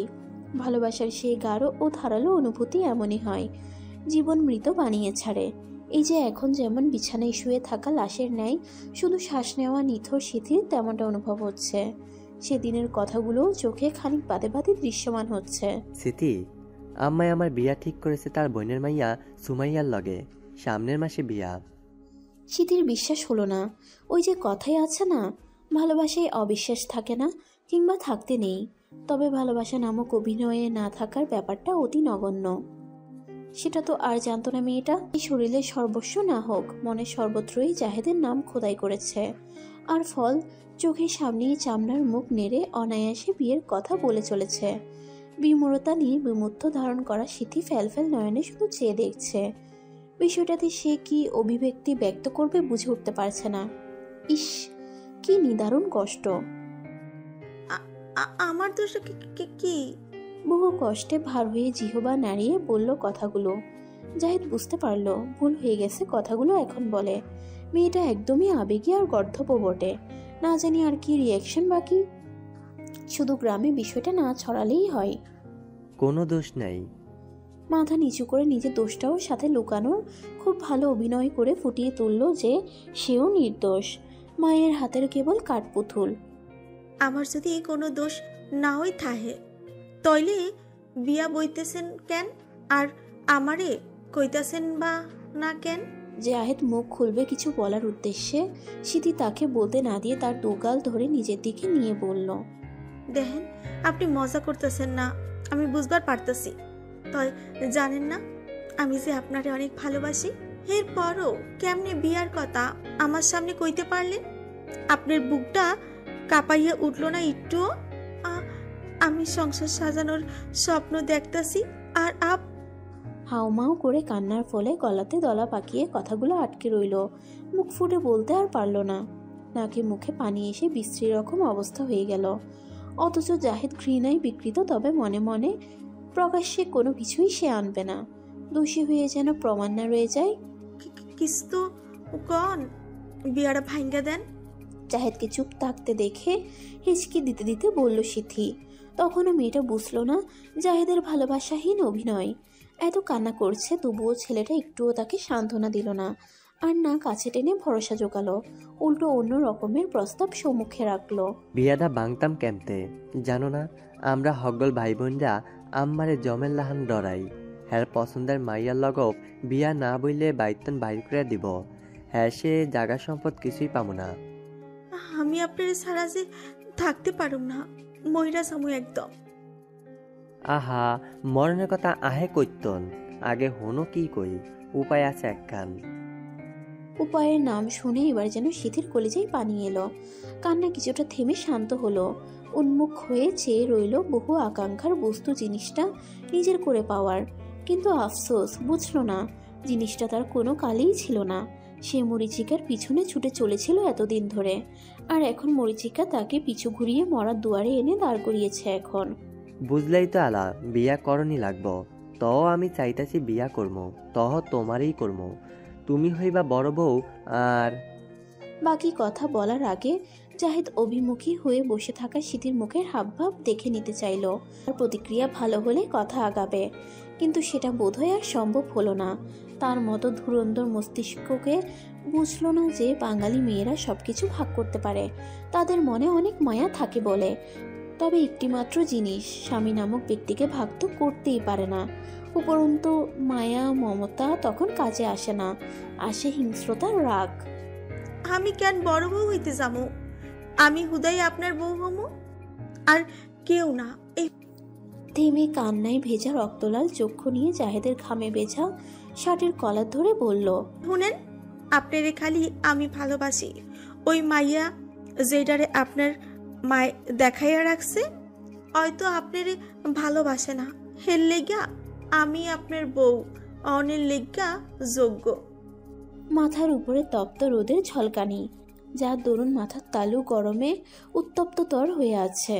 মুখ হতে সারা দেহ ভ্যাপসা গরমে ভিজে জবজবে, তবুও শান্ত মনোভাব নিয়ে ধৈর্য ধরে সিটিকে বুঝিয়ে চলেছে নিজের কার্য হাসিলের জন্য। অথচ মেয়েটাকে দেখো, নাছর বান্দার মতো একটা কথাই ঘ্যান ঘ্যান করে চলেছে তার কলার ধরে। মাত্রাতিরিক্ত বিরক্ত সাথে মেজাজও গরমে দফা দফা হয়ে এবার গর্জে উঠল জাহিদ সিথির উপর। তোর সাহস হয় কি কইরা আমার কলা টাননের? বলেই সিথির হাত কলার থেকে ছুটালো, সাথে এত বছর বেহিসাবি অপরিমাণদর্শী ভালোবাসা ও স্বপ্ন দেখার জন্য উপহার স্বরূপ থাপ্পড় দিল। নিজেরে দেখছস কোনোদিন? আয় নাই কাইল্লা মাইয়া, নাই বাপের একখানা বিড়া, হ্যার উপরে বাপে খেলে জুয়া। কত দিক দিয়া তোগো সমস্যা, তাও তো তোর কপাল ভালা, কয়দিন আমার লগে পিঠ চালালি। এমন কালা মাইয়া আমার ধারে কাছে আহনের যোগ্য না। আর তো বিয়ে করন দূরের কথা, হ্যার মধ্যে এমন জুয়ারির মাইয়া। আমার বৌহনের শখ নি হ্যার আবার, হ্যাঁ কত শখ। জাহেদের এতক্ষণ ধরে বলা কোনো কথাই কানে গেল না সিথির। সেই যে থাপ্পড় পড়েছিল গালে, তখন থেকেই কান মন মস্তিষ্ক বদ্ধ। শোর শোর শব্দ ছাড়া যেন কিছুই বোধ হলো না। হয়তো বুঝলো, তবে ধারণ ক্ষমতা বর্তমানে নেই। শুধু টলমল পায়ে দ্রুত চলে এলো, না হলে সেখানেই জ্ঞান হারিয়ে নির্জীব পড়ে থাকতো। তখন কে দেখতো? জাহেদ। সে তো এখন মনের আগুনে পুড়ে ছাই হয়ে হাওয়ায় ধোয়া হয়ে মিশে গেছে। ব্যাককল আপনি, মাথায় আক্কল নাই? আপনি কোন আক্কলে ওই হামবলত সুমনারে ডাক পারতে গেছেন? অয় যদি কেউরে কইয়া দেয়? কি কইব শুনি? জাফরের নির্বিকার নিরুৎসাহিত উত্তরে তিথির গা চলে উঠল যেন। কি কইব আপনি জানেন না? না, প্রায় রাগে চিৎকার করে উঠল তিথি। ভাগ্যিস গ্রামের বিরান পরিত্যক্ত এলাকায় এসেছে, চিৎকার চেঁচামেচিতে মানুষজন শুনে ফেলার ভয় নেই, না হলে কি অবস্থাই না হতো। জানি তো, তবু তুমি মুখে কও শুনি। আর চোখে তাকিয়ে তিথি জাফরের দুষ্টুমি মাখা ঠোঁটের কোন ঘেঁষে থাকা হাসিটা খেয়াল করলো। তাকে নাজেহাল করতেই এই কথার ছল, তা বেশ বুঝতে পারছে তিথি। দুজন কয়েক হাত দূরে দাঁড়িয়ে দু প্রান্তে। সময়টা হলদেটে কমলা ভাব বিকেলের কিংবা রক্তিম হয়ে ওঠা সূর্যের, সাথে দুজন প্রেমিক প্রেমিকা যুগলের। জাফর কাউকে দিয়ে তিথির দেখা করার ঝামেলাটা মিঠাতে না পেরে কারখানার মালিক ও তার বন্ধু শাহজাহানকে ধরে বলে তিথির সাথে কথা বলিয়ে দিতে। শাহজাহান মালিক হিসেবে কর্মচারীদের সাথে কথা বলতে পারে, এই নিমিত্তেই তাকে হাত করা জাফরের। তিথি ও মালিকের কথা অমান্য করতে পারবে না সেক্ষেত্রে। তাই তো আজ দুজনা অভিমুখী হয়ে দাঁড়িয়ে। ঝপাত করে ইটের টুকরো কুড়িয়ে পুকুরের পানিতে ছুঁড়ে মারে তিথি। রাগে মাথা দপদপ করছে যে। সুমনা মেয়েটা বড্ড সহজ সরল আর ছোটও বটে, কি বলতে না কি বলে ফেলে। উপরন্তু বেশিরভাগই মেয়েটার মুখ ফসকে কথা বেরিয়ে পড়ে।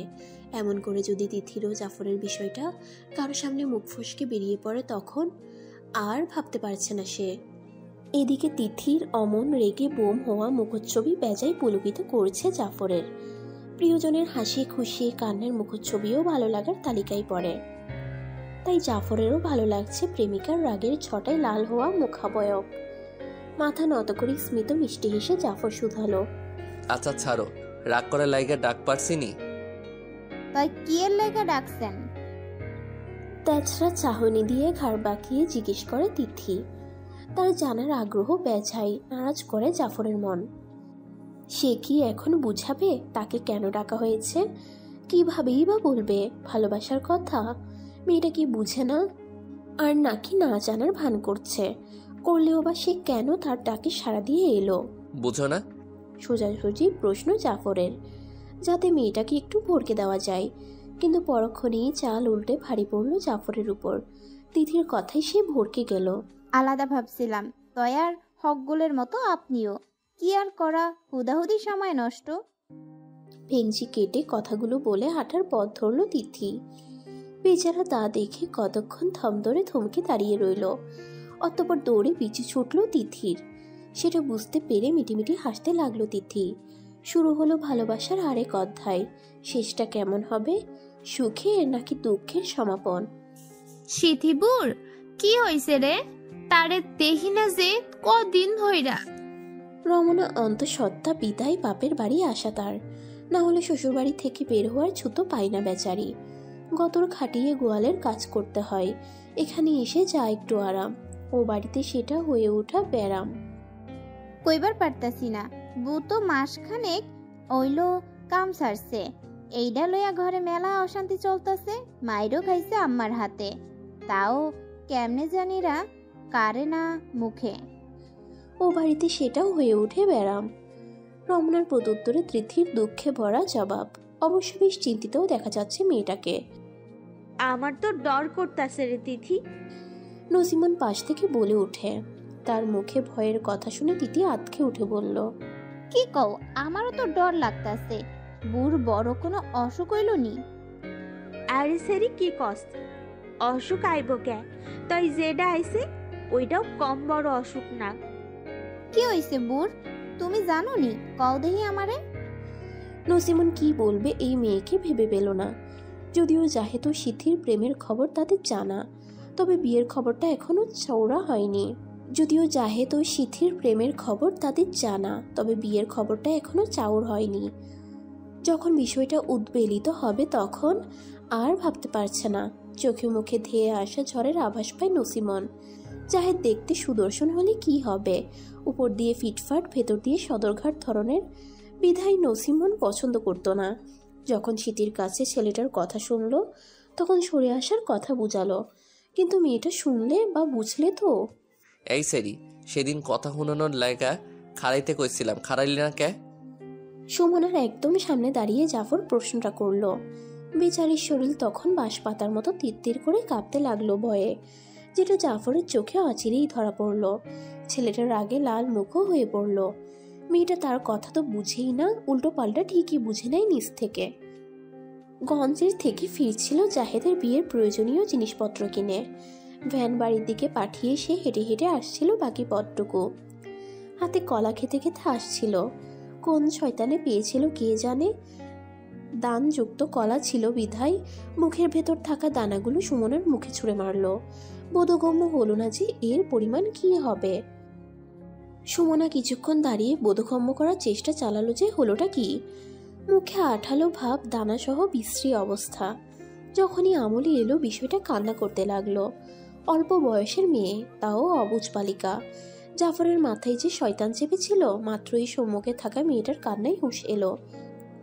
কি করেছে সেটা দেখতে পেল। কিছু বলবে মুখ খুলে তখনই সুমনা দৌড়ে চলে গেল। কিচ্ছুটি বলার সুযোগ হলো না, শুধু আফসোস ছাড়া। মোল্লা বাড়িতে আজ বিচার এসেছে। বিচার এসেছে তাও কার নামে? ভদ্র সুলভ আচরণের জাফরের নামে। জান পরানি ট্যাপ ট্যাপ করে তাকিয়ে আছেন জাহানারা বেগম সুমনের পানে। বোঝাই যাচ্ছে তিনি বিশ্বাস যাচ্ছেন না সুমনের কথাটা। যে ছেলে ভদ্রলোক নামে খ্যাত, সে নাকি এমন অভদ্রতার কাজ করেছে, আদৌ বিশ্বাসযোগ্য? জাহেদ খুব একটা লেখাপড়া করেনি, 8 পাস করেছে কিনা তাও সন্দেহ। জাহেদের পরের জন জাকির, সেও সভ্য, শান্ত ছেলে তবে গোমূর্খ। শান্ত ছেলে তবে গোমূর্খ, একেবারেই যাকে বলে বকলম। কিন্তু জাফর মেট্রিক পাস ছেলে তার, কত শিক্ষিত বন্ধু বান্ধব তার, সেই ছেলের নামে বিচার? বাবা, তোমার মনে হয় কোনো হানে ভুল হইতাছে। দেখো দেখিনি তোমার বইনে কার লগে কি। বাকিটা আর মুখে উচ্চারণ করলেন না, কথাতেই বুঝিয়ে দিলেন কি বলতে চেয়েছেন। সামনের ছেলেটাও দায়ভারের দায়িত্বে সমাজের কটু কাটব্য মুখস্থে নিয়ে রেখেছে, তাকে আর হাতে কলমে বুঝিয়ে বলতে হবে না। তবে এই মহিলার মুখ যে চৌড়া সেটা তার জানা আছে। ছাড় যে দেয় না কাউকে, সেখানে নিজের ছেলের করা অপরাধ যে শিরোধার্য করবেন বিষয়টা তেমনও নয়। বানের জলে ভেসে যাওয়ার মতো কথাগুলো তুড়ি মেরে উড়িয়ে দিবেন। তবুও সে এসেছে বিষয়টা জানিয়ে রাখার কারণে। ওই যে সমাজ বলেও একটা কথা আছে না? আম্মা, যাই কইছেন আর কইবেন না, আমি জানি আমার বোন কেমন। নিজ হাতে বড় করছি, মাইয়াটা বড় হইতেছি, কয়েকদিন বাদে বিয়া দিমু। রাস্তাঘাটে আপনার পোলাই এমন করলে মাইনে সে খারাপ চোখে দেখব, আপনার পোলারও খারাপ কইব। আমাগোর লোকে তো আর আত্মীয় সাজে না, তাহলে কেয়ার লেগা ওর লোকে এমন করতে যায় জাফরে। সাবধান কইরা দিলাম, আপনারাও সম্মানে থাকেন, আমাকেও থাকতে দেন।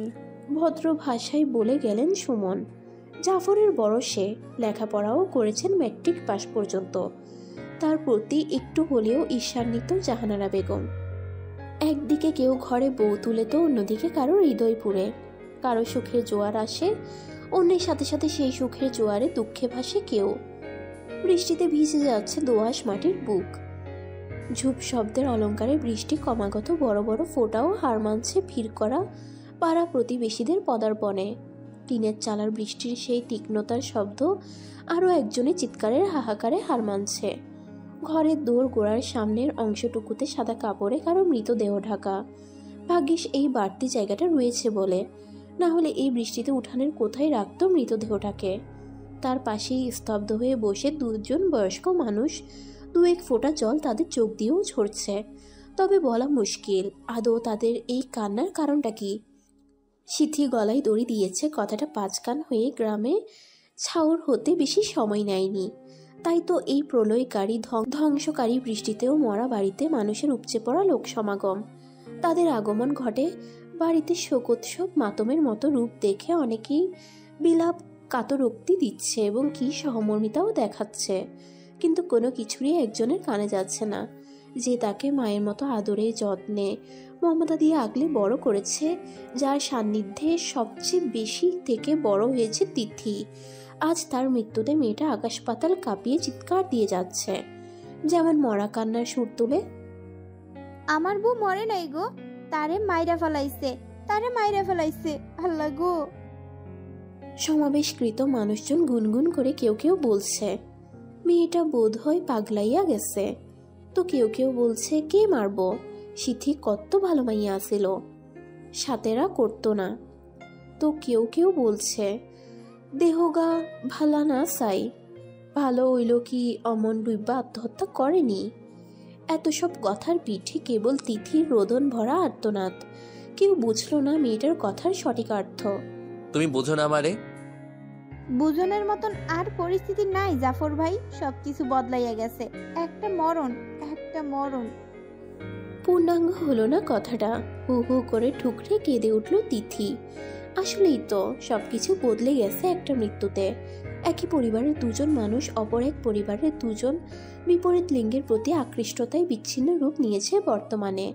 তবে এখানে একজন সর্বভঙ্গের মূলে ছিল, সেজন আদৌ ভালোবাসেছিল না, সে তো অন্য আসক্তিতে মজে ছিল। চাহিদা ছিল, তবে প্রেম আসক্তের নয়, দৈহিকতার চাহিদা। জাফরের ভালোবাসার সত্যতা পরিমাপের আগেই এমনতর অঘটনে তসনসের অনাথ সৃষ্টিতে তিথি প্রেমের ডোর ছিঁড়ে দিল। দেওয়ার চেষ্টায় মত্ত অবশ্য, ভালো তো সেও বেশি ছিল, নিজের সকল ভয় সংশয় দূরীভূত করে। কিন্তু সেই ভয়ই ফিরে এলো, সংশয় বাধা দিল, দেখিয়ে দিল প্রাণ প্রিয় মাতৃতুল্যা বোন সিথির মৃত্যু থেকে শিক্ষা হয়নি বলে আঙ্গুল উঠিয়ে শাসালো। এরপরেও সেই পরিবারের একজন সদস্য হওয়ার আশা স্বপ্ন বই ধোয়া ছাড়া কিছুই না। সিথির মৃত্যুর 15 দিন হলো, কিন্তু তিথির ভাঙা মনের পরিবর্তন এলো না। আর না পারল জাফর তার ভাইয়ের করা কর্মকাণ্ডের বিরুদ্ধে কোনো প্রতিবাদ করতে, যেটা কিনা তিথির থেকে তার দূরত্ব বাড়িয়ে দিল। স্বাস্থ্যের বিষয়ে অবশ্য তিথি কিছু বলেনি, তার মধ্যাকার নীরবতা আজকাল আগের মতো রণচণ্ডী ভঙ্গিতে ফিরে আসতে অক্ষম। আগে রমন উড়নচণ্ডী রূপ ধরার সাহস পেয়েছিল, বড় বোন মাথার উপরে ছায়া হয়েছিল বিধায়। এখন কেউ নেই সুখ দুঃখ ভালো মন্দ কথা বলার জন্য। আর ভালোবাসার মানুষটা, তার কথাও বলা হলো না, সেই মানুষটাকেও কাছে টানা হলো না। আকস্মিক বিপর্যয়ে ছিটকে পড়ল দুজন দু প্রান্তে। জাহেদের কানেও গিয়েছে সিথির মৃত্যু সংবাদ। একটু মর্মাহত কিংবা ব্যথিত হলেও কি পারত না? অথচ দিব্যি মত্ত নববিবাহিতা বধূতে একটুও কি হৃদয় ছুঁতে পারেনি মেয়েটা? পক্ষান্তরে কার জন্য এত মূল্যবান জীবন বিসর্জন করলো? চিরাচরিত দৃশ্য, প্রেমের ফাঁদে বিসর্জন দিল প্রেমিকা মন প্রাণ। ভাই তুমি এত খারাপ, ছি। কি চিচি করস? বুঝা কথা কবি কইলম, তোর বড় আমি। বড় দেখা কি হইছে? দোষকরণের বেলায় বড় যে কথাটা মনে আছিল না? শুকনো ঢোক গিলল, বোঝা হয়ে গেছে কিসের কথা বলছে জাফর। এদিক ওদিক দেখে নিল, না কোথাও সুমাইয়া নেই। মরে গিয়ে শান্তিতে থাকতে দিচ্ছে না মেয়েটা। কি কস? বালাকিরা কথা কবি। আমার ভালো মানুষটারে, যেইনি কাদার মতো নরম মনের মাইয়ারার মন লইয়া খেলতে পারে, মরণ ছাড়া গতি রাখে না, তার লগিনে আমার ভালা কথা। জাফরের অবাক হওয়ার অভিনয়ে বেজায় বিরক্ত দেখা গেল জাহেদকে। ভাই বলে রেহাই পেয়েছে বোধ হয়, না হলে আস্ত রাখত না সম্মুখে একই রক্তের মানুষটাকে। কিন্তু দুজনের একজনও আপাতত রেশারেশিটা সবার সামনে আনতে নারাজ। একজন পরিবারের চিন্তা করে তো অন্যজন নিজের ভালো মানুষের মুখোশ উদ্ঘাটন হওয়ার ভয়ে। শোক পালন একদিন, 2 দিন উপরে গেলে 10-12 দিন। তাই বলে মাস ধরে শোকাভিভূত হয়ে কাজকাম ছেড়ে ধ্যান জ্ঞান করে ঘরের কোণে বসে থাকলে তো চলবে না। এইসবে তিক্ততাই ছেয়ে বিষাক্ততার মিশ্রণ স্বরে দাঁত কিরমিরিয়ে শাহানারা বেগম বলে উঠলেন, কাম কাজ কি করবি না? একটাই তো ময়রা বাইসা গেল, এখন বাহি একটা জ্বালাই জ্বলতাছি। হেডাও কেন যে বাইসা আছে, ময়রা আমাগো শান্তি দিলেও তো চলতো। মুখ বাঁকিয়ে তো কথাগুলো বলে ফেললেন, খেয়াল করলেন না কাকে বললেন। নিজের পেটে ধরা সন্তানকে। সন্তানের মৃত্যু কামনা করা কখনো মা হয় না। মাতৃত্বের মায়া মমতার ছিটেফোঁটাও তার মধ্যে কাজ করছে না। দারিদ্রতা কি এতটাই প্রখর শক্তির সম্পন্ন? যে বাবা মায়ের চোখে অর্থের পট্টি বেঁধে রাখার ক্ষমতা রাখে, না হলে কেন চাইবে সন্তানের মৃত্যু? তাহলে জন্মই বা কেন দিল? তারাও তো পৃথিবীর কোলে সুখে নেই, দুঃখের কাটায় ক্ষত বিক্ষত হৃদয়, জীবন অঙ্গারে জ্বলিত। তবে তিথিরও বোঝ আছে, এসব কিছু মাথায় নিল না, কিংবা তার অতিশোকে পাথর হওয়া হৃদয়ে স্পর্শ করল না। ঠিক যেমনটা জাফরের হাজারো প্রেমানুভূতি মিশ্রিত উক্তি, কিন্তু মন তো বলেছে অন্য কথা, ডাকছে অন্য সুর, বড্ড করুণ শোনায় সেই সুর। তিথি শুনতে চায় না, 2 হাতে কান বন্ধ করে নেয়। মন কি কানের সাথে সম্পৃক্ত নাকি? এই সাধারণ কাজে বাধাপ্রাপ্ত হবে? সে তো নিজ মনের মর্জি মতো চলে, ঠিকই খোঁজ নেই নিজের পছন্দসই উপায়। বাঁধিছে ধরা, অশোকে ভরা, প্রেম সুধা পানে, তৃষ্ণাদগ্ধ প্রেমিক মনে, পাষণ্ড প্রেমিকা গলে যদিও বা কোনো এক অপারণ্যে। সেই অপেক্ষায় অপেক্ষাকৃত জাফরের মনোতৃষ্ণা নিবারণের সময় এলো বুঝিয়ে। এমনই এক অপরাহ্নে চিঠি এলো, তিথির চিঠি, তার ভালোবাসার মানুষের চিঠি। সে জানত তার মতো তিথিও ভালো নেই। ভালোবাসা ঘন মুহূর্তগুলো যে দুজনারই মানুষপটে ভেসে ওঠে। কতই না হাসি খুশি প্রেম প্রণয় মুহূর্ত ছিল সময়গুলো। হাতে হাত রেখে অন্য সবার মতো ঘনিষ্ঠতা না থাকলেও ছিল অনুভব করে দুজনের চোখে অবিরামভাবে বলে যাওয়া না বলা কথা স্রোতধারা। এতেই যেন নিহিত ছিল ভালোবাসার গভীরতা, একে অপরের জন্য দুশ্চিন্তা, যত্নশীলতা। এত সব কি সহজেই মুছে ফেলা যায়? শরীরের অংশ কেটে ফেলা গেলেও মনের দাগের গভীরতা খুবই তীক্ষ্ণতর রয়ে যায়, আর ক্ষণে ক্ষণে পুনরাবৃত্তি করে স্মৃতির পাতা প্রমন্থনের মাধ্যমে। চিঠির লেখা অনুযায়ী দেখা করতে বলা হয়েছে জাফরকে যেখানে, বর্তমানে সেখানেই দাঁড়িয়ে সে। বিস্তৃত মাঠ মারিয়ে কলকলিয়ে বয়ে চলা নদীর ধারে আনমনা উদাসীন ভঙ্গিতে দাঁড়িয়ে থাকা জাফরকে দেখলে মনে হয় হেরে যাওয়া প্রেমিক যোদ্ধা কোনো, তবুও আশার রাশ ধরে আছে। সেই অপেক্ষায় মুক্তি দিতে সুফলা আগমনে তিথি মৃদু স্বরে ডেকে উঠে, জাফর ভাই। পিছু ফিরে তাকাই জাফর, দেখতে পাই মলিন বিষণ্ণ মুখের মেয়েটাকে। এই কাকে দেখছে? এই কদিনে কি হাল করেছে মেয়েটা। শরীর শুকিয়ে একটু কালচে হয়ে গেছে গায়ের রং, তবুও মায়া ভরা চোখে তাকিয়ে রইল জাফর। ভালোবাসে তো মেয়েটার কষ্টে তার হৃদয়ও ব্যথিত হয়। মন বলে উঠে এগিয়ে গিয়ে প্রেমপূর্ণ আলিঙ্গনে জড়িয়ে নিতে প্রেয়সীকে। বাধ্যে গভীরভাবে যেন মরণের আগ পর্যন্ত আগলে রাখা যায় এ বাঁধন। পিছে ভাবে তিতির ভাবনায় তার স্পর্শ অন্যভাবে নিলে নিবেই তো নাজুক মেয়েটার লাজুকও বটে। এইসব বিষয় স্পর্শকাতর করবে তাকে, যা প্রেমিক মনেও আঘাত হানবে। পুরুষ মানুষ বলে কাঁদতে পারে না নিজের অপারগতার কারণে। মেয়েটাকে ভালোবাসার দুটো কথা বলতে গিয়ে এখন জড়তা কাজ করে। সেখানে ভবিষ্যতে নিজের অর্ধাঙ্গী রূপে পাওয়ার আশা করতে ভয় হয়, যা নেহাতি বোকামি মনে হয়। কি দেখেন? জাফর এক ধ্যানে তাকিয়ে থাকতে দেখে তিতি শুধালো। দৃষ্টির পলক ফেলল জাফর। নিস্তরঙ্গ সময়ে এক দমকা শীতল হাওয়া বইয়ে দিয়ে গেল যেন তিথির কণ্ঠধ্বনি জাফরের কর্ণকুহরে। আমার ভালোবাসার মানুষটারে। কথাটা শুনে তিথি থমকে গেল, কিন্তু চমকালো না। অতঃপর নদীর পার ঘেঁষে বিস্তীর্ণ ঘাসের উপর বসলো। অদূর পানে শূন্য মনে চেয়ে রইল কতক্ষণ। জাফরও তার থেকে কিছুটা দূরত্ব বজায় রেখে বসলো। তবে সে তাকিয়ে রইল উদাসীন নির্লিপ্তভাবে ধারণকারিণীকে।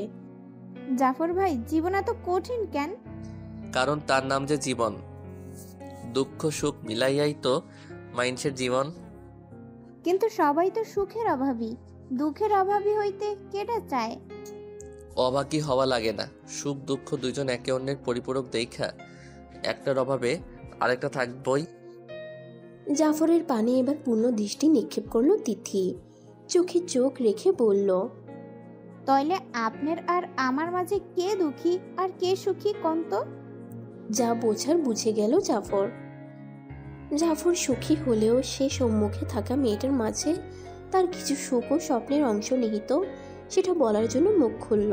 ওই যে কইলাম না, একে অপরের পরিপূরক, একটাই মাথায় গাইথা রাখো। তুমি আমার আর আমি তোমার পরিপূরক। একজন ছাড়া অন্যজনের অস্তিত্ব নাই গো তোমার মাঝে। আমার সুখ দুঃখ স্বপ্ন আশা। বলি এই প্রথম এগিয়ে গিয়ে তিথির দুহাত নিজের মুঠোয় নিয়ে ফের বলল, তুমি যেমন আমারে ছাড়া থাকবার পারো নাই, আমিও তোমারে ছাড়া এতদিন ভালো আছিলাম না। বুকটা খালি আমাগো পথ আলাদা না জাফর ভাই? উত্তেজিত জাফর মুহূর্তে স্তব্ধ, শান্তম বনে গেল তিথির কথায়। ঢিলে আসা মুঠো হতে হাত ছাড়িয়ে শুধালো ফের, হ্যার পরেও ভালোবাসি আপনারে, আশা করি, স্বপ্ন দেহি, জানি কাজ ভাঙানোর মতন সেগুলা, তাও মন্ডারে মানাইতে পারি না। দু হাতে মুখ ঢেকে টুকরে কেঁদে উঠল মেয়েটা। অসহনীয় পীড়ায় দুজনেই জ্বলিত সীসা যেন। তিথি ভাবছে কোন আক্কেলে সে এই ভুল পথে পা বাড়ালো। ওই যে নিষিদ্ধ জিনিস, যা মানুষের আসক্তি, এক সময় না এক সময় সেটা আকৃষ্ট করে নেশায় পরিণত করে। এই প্রেম ভালোবাসা কখনো করবে না করেও আজ অকল পাথারে হাবুডুবু অবস্থা তার। ডুবছেও না তীরে, ফিরতেও পারছে না, আর না গন্তব্যে। কারখানার অবস্থা মন্দাভাব চলছে। পুলিশ এসে সিলগালা করে দিয়ে নিয়ে গেছে জালের কারখানার প্রায় অনেক মালিককে। তবে শাহজাহানেরটাতে সবকিছু লুটপাট করে নিয়ে ট্রাকে বোঝাই করছে, কিন্তু তাকে ধরতে পারেনি। তাই তিথিদের এখন কদিন ছুটি, কাজ নেই, পাশেই বসে সময় কাটানো ছাড়া।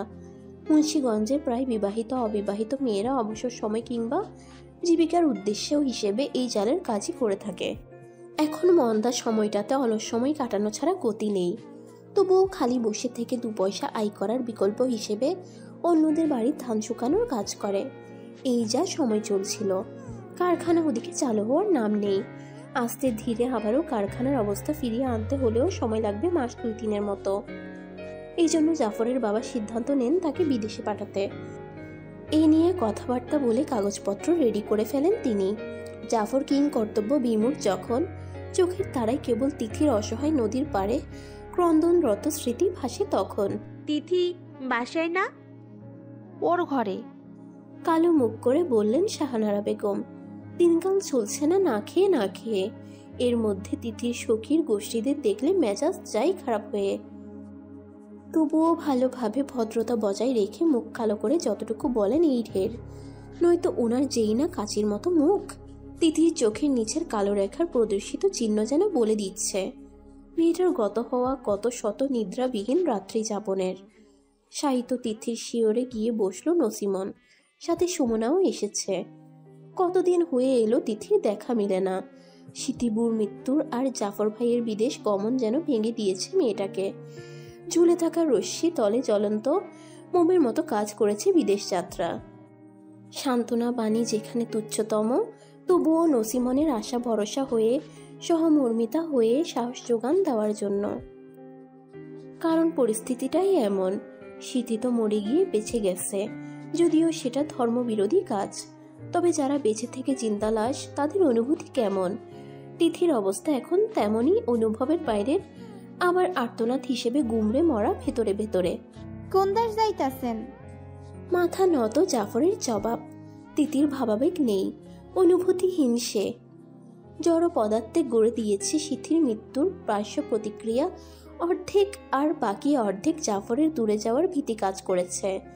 যার দরুন এত সব দম বন্ধকর পরিস্থিতিতে আজ মেয়েটা অনুভূতিহীন। জাফর বলেছিল তাকে চিঠি পাঠাবে, কিন্তু সেখানে বাদ সাধে শাহজাহান। অল্প শিক্ষিতা তিথি এসব চিঠি আদান প্রদানে অজ্ঞ। উপরন্তু জাফরের পরিবারের কাছে ধরা পড়ারও ভয় নিহিত, কারণ চিঠি আসবে সেখানে আগে। তাই শাহজাহানের পরিকল্পনা মতে চিঠি আদান প্রদান করার কাজ সে না হয় করল সাবধানতা অবলম্বন করে।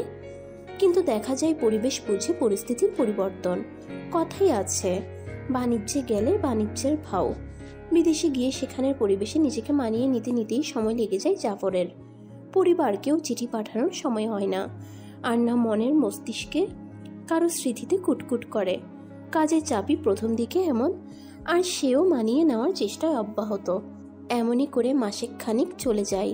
অতঃপর চিঠি পাঠায় জাফর সময় বুঝে, কিন্তু সেখানে কোথাও তিথির নাম নেই, থাকার কথাও না। তদুপরিও পাঠানোর কথা আলাদাভাবে, যেটা শাহজাহানের হাতে আসার কথা এবং তিথির কাছে পৌঁছে দেওয়ার পরিকল্পনা ছিল যা। কিন্তু না, শাহজাহান খোঁজ নিয়ে দেখে কোনো চিঠি পাঠানো হয়নি মেয়েটার নামে। সেই ব্যাকুল বনে গেল জাফরের কর্মকাণ্ডে। কি জবাব দেবে এখন সে পথ চেয়ে বসে থাকা মেয়েটাকে? দোনা মোনা অপেক্ষারিত তিথি শাহজাহানকে পাকড়াও করে জিজ্ঞেস করছিল কেন তার কাছ থেকে লুকিয়ে চুরিয়ে ফেরায় শাহজাহান ভাই। তার কারখানাতেও কাজে নেয় না এখন আর তিথিকে। যে মানুষটার জন্য এত কষ্টের মধ্যে টিকে আছে একটু সুমিষ্ট ফল লাভের আশায়, সেই মানুষটা কি তাকে চিঠি লিখেছে? মেয়েটার অশ্রু টলটলে নয়ন জোড়াতে চেয়ে মিথ্যা আশার আলো দেখাতে বাধ্য হয় শাহজাহান। বলেছিল জাফর নাকি এখনো সময় পায়নি সেখানের কাজ গুছিয়ে নিতে, তাই আর কি। শাহজাহান মিথ্যা কথা গুছাতে সময় নেই, এভাবে মিথ্যা বলতেও ভালো লাগছিল না। তবুও সে একটু অপেক্ষা করেছিল। আসলেই যদি ওখানে জাফরের কোনো অসুবিধা হয়ে থাকে। মাত্রই তো গেল, হয়তো বা পরে পাঠাবে চিঠি, বুঝ দিল তিথিকে কথা গুছিয়ে এনে। অতঃপর সময় গড়ালো মাসেক দিনের দোরগোড়ে। তখন অপেক্ষায় চোখের জল ফুরায় তিথির, কিন্তু না, আসে না কোনো চিঠি। শাহজাহানও কম খোঁজ নেয়নি, তবুও খালি হাতে ফিরতে হয়েছিল। অবশিষ্ট এত কিছুর মধ্যে ভালো কথা ছিল, চিঠি যেমন তিথিকে পাঠায়নি তেমনি পরিবারের উদ্দেশ্যেও পাঠায়নি, সেই একবারই পাঠিয়েছিল। ফলে পরিবারের লোকেরাও উৎকণ্ঠা উদ্বিগ্নতা কম ছিল না। সময় হয়েছে, বয়স হয়েছে, তবুও দাঁত কামড়ে পড়ে আছে। এত মারধর করে যেন শাহনারা বেগম হয়রান, অথচ মার খেয়ে শরীরের দাগ নিয়ে মেয়েটা নিশ্চুপ নির্বিকার। তিথির অমন উদাসীন ভঙ্গি যেন আরো রাগিয়ে তুলে তাকে। মাঝে মধ্যে তো মেরে গলায় পা দিয়ে শ্বাসরুদ্ধ করে ফেলেন। পরক্ষণেই শ্বাস আটকে এলে চোখ উল্টে গেলে ছেড়ে দেন। মুখে তো থাকেই অশ্রাব্য গালিগালাজ। বাপের ভিটেই কোন কারণে এভাবে পড়ে থাকবে তাই জানতে চান তিনি। আজও মেরে মেরে মাটিতে শুয়ে পড়েছে তিথি, সাথে মৃদু স্বরের গঙ্গানি তো আছেই। তুই চাস কি? হ্যাঁ, কি চাস? নাক মুখের পানি এক করা তিথির শক্তি হলো না শব্দ দিয়ে প্রিয় মানুষটার নাম উচ্চারণ করার। তবে চোখের তারাই মানুষটার প্রতিচ্ছবি ভাসিয়ে প্রার্থনা করলো তাকে পাওয়ার। উত্তর না দিয়ে তারামি করার ভাব দেখে শাহানারা বেগম শলার ঝাড়ু নিয়ে আরেকবার মারলেন পিঠের দিকে, যার দরুন কয়েকটা তিথির পিঠে গেঁথেও গেল। আবার থামলেন, ঝাড়ুটা ছুঁড়ে মেরে চলে গেলেন। গতকালও তিথিকে দেখতে আসা ঘর ভেঙেছে মেয়েটা। মানুষজন এসেছিল দেখার জন্য, অথচ সে দরজায় খিল দিয়ে বসেছিল। তার এমন কীর্তিতে বেজায় রেগে আজ ছাড়লেন শাহানারা বেগম। মাথায় বোঝা হয়ে রয়েছে, স্বামী জুয়ারি, পেটে ভাত মিলে না, এমত অবস্থায় ভালো ঘর থেকে বিয়ে দিচ্ছে মেনে নিবে তা না, অভিনয় শুরু করে দিয়েছে। পুরুষ মানুষ একটু বয়স্ক হয়ই, যেখানে 4টে বিয়ে যায় সেখানে 2টো করেছে কমই। এসব খুদ ধরতে আছে নাকি? গোলা ভরা ধান আছে, পাকা বাড়ি আছে, খাওন পরানোর জন্য যথেষ্টের চেয়ে বেশি আছে। এসব চোখে দেখার বিষয়। এত কিছু বুঝিয়ে তাও মেয়েটাকে রাজি করাতে পারলেন না শাহানারা বেগম। মার খাবে, তবুও ঘর ছাড়বে না বদ্ধপরিকর তিথি। জ্বরের ঘোরে জানালা দিয়ে তাকিয়ে দেখছে অদূরে মেঘ ঠেকে যাওয়া চাঁদকে। তার মনের খবর তো জানে না কেউ, তাই মার খেয়ে এসে ক্ষত বিক্ষত আজ। আচ্ছা, যার জন্য এত কষ্ট সহ্য করা, সে কি তার কষ্ট দেখছে, বুঝতে পারছে? তাকে চাইছে খুব করে, যেমনটা তিথি চাইছে। এর চেয়ে মৃত্যু ছিল ঠের। ভয়কে জয় করে ভালোবেসেছিলাম ফের, কিন্তু কল্পলোকে সুন্দর কেবল তা, বাস্তবে তোমাকে পাওয়া যে বৃথা। কথা দিয়ে গিয়েছিল, কিন্তু সেটা কেবল রক্ষা করেছে তিথি। তথাপি যা রাখার কথা সে রাখেনি। কেন রাখেনি তা উল্লেখ করেছে নিখোঁজ হওয়ার 5 মাস পরের পাঠানো এক চিঠিতে। সেই খবর শাহজাহান এনে দিয়েছিল। জাফর বিয়ে করেছে। বজ্রধ্বনি বিচ্ছুরিত হয় তিথির মনে মস্তিষ্কে। হয়তো ভুল শুনছে, নয়তো বিপরীত ব্যক্তি ভুলভাল বকছে। শয্যাশায়ী রুগ্ন ভগ্ন তিথি একটু আশার আলো পেয়ে, অর্থাৎ শাহজাহানের কাছ থেকে জাফরের চিঠির কথা শুনে বহু কষ্টে উঠে বসেছিল। অথচ এমন এক খবর তাকে ধরাশয়ী করে ভূখণ্ডে আশ্রে ফেলল। তার অত্র জীবনের কষ্ট যেন এই একটা সংবাদের থেকেও সহ্য সামান্য ছিল। বহু কষ্টে চোখ খুলে কাতর হয়ে প্রশ্নবোধক দৃষ্টিতে চাইলে শাহজাহান দৃষ্টি ঘুরিয়ে জবাব দিল, ওখানে পৌঁছানোর পর দিয়ে কই মাস উদয় হয়ে গেলি, মনে আছে? মাথা নাড়াই তিথি। তা দেখে ফের বলা শুরু করে, ওর টাইফয়েড জ্বর ধরা পড়ে, কেউ নাই দেখভাল করনে লগা। বাংলাদেশে পাঠানোর মতো অবস্থা আসছিল না। তখন ওর বস সিদ্ধান্ত নিল, ওইখানেই রাখে সুস্থ করে তুলবে যতটুকু পারে। তো দেখভালের লগে বাঙালি মাইয়া দরকার। বিদেশিরা তো এই কাম করতো না। খোঁজ লইয়া একখান মায়া পাইয়া গেল। ফরাজে যখন রোগ ধরা পড়েছিল, তখন থেকে ওর আলাদা ঘরে রাহে। সেই মায়াটারও পাশের লগে একখান ঘরে থাকতে দিল, যেন সেবা যত্ন করতে সুবিধা হয়। এতটুকু বলে থামল শাহজাহান। বাকিটুকু বলার ইচ্ছা কেন সাহসী জুটল না। চিঠিতে শুধু লেখা ছিল, অসুস্থতায় অমন সেবা যত্ন পেয়ে ভালো লেগে যায় মেয়েটাকে তার। তাই ভাবলো বিয়ের বয়স ও পরিবারের ইচ্ছেও তাকে বিয়ে দেওয়ার, সেজন্য মেয়েটাকে বিয়ে করে নিল। অথচ আসল খবর টেলিফোন যোগাযোগের মাধ্যমে পেয়েছিল শাহজাহান। আসলে তার খুবই খারাপ লেগেছিল তিথি নামক মেয়েটার অপেক্ষায় কাতর হয়ে প্রতিদিনকার দুর্দশার দৃশ্য দেখে। কার না মায়া লাগবে এমন স্নিগ্ধ রূপী মেয়েটার প্রতি, মেয়েটার ভালোবাসার জন্য অসীম ধৈর্যের সাথে দেওয়া অপেক্ষার পরীক্ষা দেখে। মালয়েশিয়ার এত শত অচেনার ভিড়ে যদিও বা একজন বাংলাদেশি পেয়ে কিছুটা স্বস্তি বোধ করেছিল জাফর, তথাপি তার আগেই একদিন জ্বরের ঘোরে তার দ্বারা অনর্থক ঘটনার সৃষ্টি হয়ে যায়। সেবিকা মেয়েটাও একটু আধটু জাফর নামের ছেলেটার সেবা করতে গিয়ে ভালো লাগার বীজ বপন করে ফেলে মনের বাগানে। তা একসময় ভালোবাসায় পূর্ণ গাছে পরিবর্তন হয়। এর থেকে সেও বাধা দেওয়ার মতো কোনো কারণ দেখেনি। উল্টো এমনতর কাজ মেয়েটাকে যেন পেয়ে বসলো জাফর নামক সুদর্শন পুরুষকে কাছে পাওয়ার তাড়নায়। ভালোবাসার নজরে যত্ন আত্মীর বাহানায় জানান দিতে লাগলো জাফরকে তার ভালোবাসার কথা। জাফর প্রথম দিকে এড়িয়ে গেলেও পুরুষত্বের সংযমে বাঁধ ভাঙতে সক্ষম হয় মেয়েটি। আর জাফরও তো পুরুষ মানুষ, যা আগুন নারীর সংস্পর্শে এসে গলে গিয়েছে। অতঃপর বিয়ে সেখানে ফরজ হয়ে যায় বিধায় স্বামী স্ত্রীর বন্ধনে বাঁধতে হয় তাদের। তিথির উৎসুক উদ্বিগ্ন নজর ভাবনার চেতনা থেকে বাহিরে আনলো শাহজাহানকে। সে বসা থেকে তড়িৎ গতিতে উঠে বাইরে চলে গেল। তার পক্ষে জমানবন্দিতে বলা সম্ভব নয়, কিছুতেই নয়। এসব বলারও যোগ্যতা রাখে না। তবে অন্য উপায় রয়েছে তিথির জ্ঞাত করার। কিন্তু তিথি তার যাওয়ার মুহূর্তে দম আটকানো গলায় কেবল এতটুকু শুধালো, নাম কি তার? নেসার। ভাগ্যের ফেরে আজ দুঃখিনী সে, আজ নয়তো আজ জন্মকাল থেকেই। জন্ম হয়েছে কেবল দুঃখ বোধকে আলিঙ্গন করতে। নিদারুণ কষ্ট সইতে সইতে গা সওয়া এই কষ্ট নতুনত্ব এনেছে জাফরের বিশ্বাসঘাতকতা।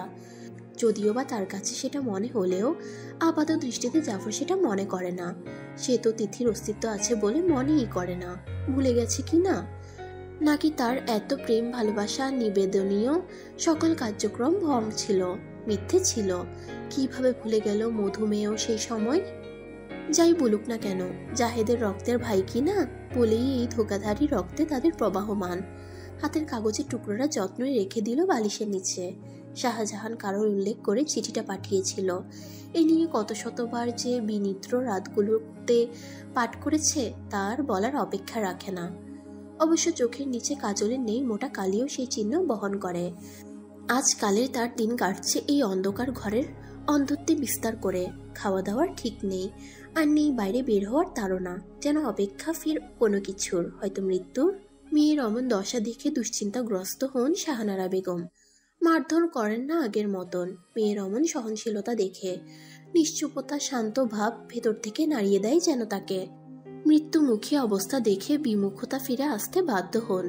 বিধ্বস্ত রূপী থেকে ফিরিয়ে আনতে বিয়ে দেওয়ার পরিকল্পনাও হাঁটেন মনে মনে।